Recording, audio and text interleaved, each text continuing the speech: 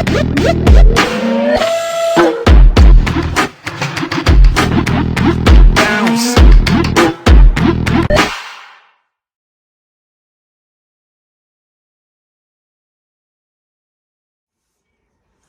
family, how's everyone out there? It's your boy Kasim, aka Showtime here at Black Power Rise. You know, today's another special day, and yes, once again, it's one of my favorite times of the month. Not just because it's Black History Month, but because, there's people out there we get to celebrate. There's so many successful Black people out there, or successful people out there, but this is our month, and it's some that we don't even know about, some that's not talked about.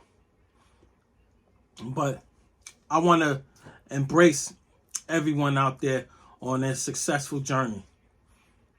And today, earlier, after I finished helping my daughter out, she found something, and I want y'all to see this. And yes, these are all my novels. These are the books to all my novels. But my daughter found this here. It is my first print for my first novel. Remember, I said that I started writing my novel in 2001, and the book wasn't really released until 2003. That's because this here was my first print, and although I designed the cover, but I wasn't that nice. I was still in school, I was still in college, and learning about graphic design. So then in 2003, the cover got redone at the time because I wasn't advanced as I am now. So shout out to the guy who did it at Marion Designs, I believe it was. But back then, this is the one in 2003. So shout out to Hope Clark for introducing me to him.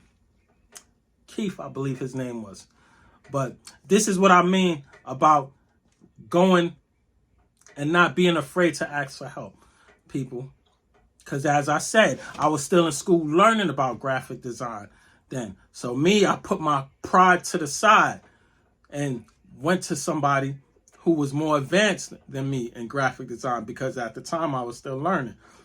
And I did say that I wanted to learn because I love art. And at the same time, I was going to do my own book covers because I wasn't going to pay somebody to do what I went to school for. But this one time, back in 2003, I did. So here we are. True brothers in their pride and joy. And it's on sale on Amazon right now. And also, I like to share some of it with you guys. Novel. I was so excited back then when I was writing it. You had the movie that inspired me. A few movies that inspired me back then. It was The Best Man. It was The Wood. And, me and my friends, we were in college then. And we was always on one another about school and, education and what we wanted to do in life. And we always held each other accountable, just like we did when we was in basketball tournaments. And that's talked about here in this book, which I was very creative with it. But at the same time, only one character is true, which you guys are going to have to find that out by reading it. Everything else, I was creative about it, but it was fun because I made my friends' characters, which I got their permission, and everything was fine. And now it advanced. So 21 years later, yes, the screenplay is written. Yes, it's going to be filmed. At the same time, this is what I mean about success, people. There are different levels to it. If you have a dream, if you have a goal, go for it. Yes, it may take time, but you've got to have that strong will about never giving up. And I'll even read to you guys one of the characters. That's one of my favorites here. But back to it. So when I was writing this book, as I said, I was excited. I was focused on my novel. Yes, you all, I had a day job. But thanks to the advice I had got, I was writing 1 hour a day or more. Sometimes even if I went out on a date at the time, on my way to the date, I would be writing. And, you know, the rest you guys will have to read about it. So, anyway, I'll read to you guys a chapter. This here is chapter 20 in True Brothers and Their Pride and Joy. One of my favorite characters, Tim, who is like a ladies' man, of course, but he basically like a God's gift to women type guy. So here, listen to this, y'all. While I was in my rented limo, I was thinking about graduation and my interview with United States Postal Service. I had finally reached Grace's house. I knew it was time to put graduation and UPS behind me. I was determined to get Grace.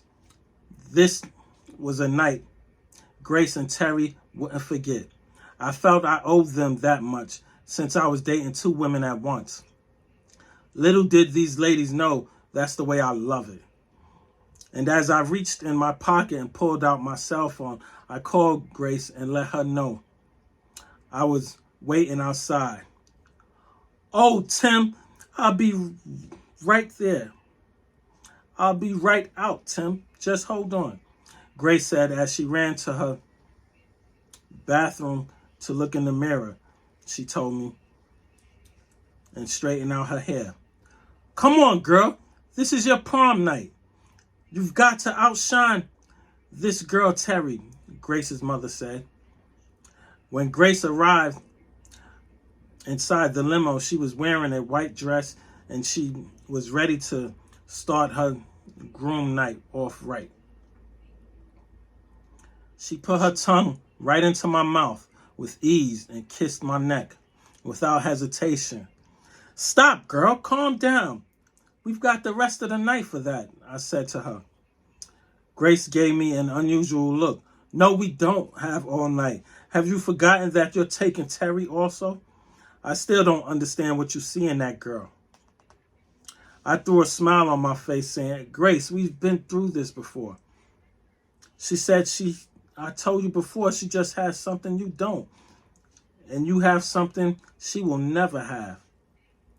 What I meant by that statement it was that Grace was a freaky type with a little body on her. Yeah, people, she was the freaky type. She had something to offer a man. And Terry was the money woman. She had a lot to offer a man. So you see what I mean about Tim?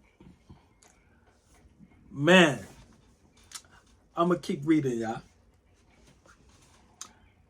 Grace stared at me for a second or two, then immediately started unzipping my pants.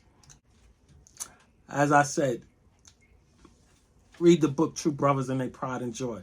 It's on sale on Amazon, or you could go to the website, everyone, at blackpowerproductionpublishing.com.